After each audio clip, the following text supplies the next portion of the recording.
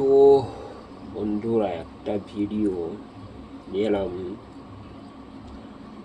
একটা মা একটা ছেলের জন্য, তার নিজের পেটের ছেলের জন্য কি করতে পারে, কিভাবে মানুষ করে, সে একটা মায়ে বোঝে।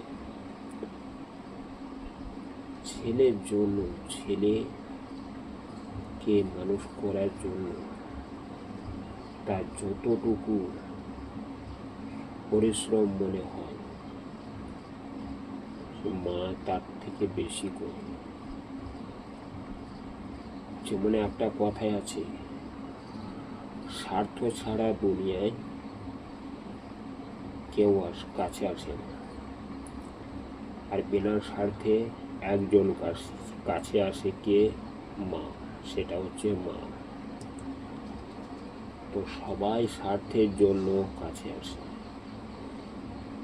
কেউ একটা গরিব,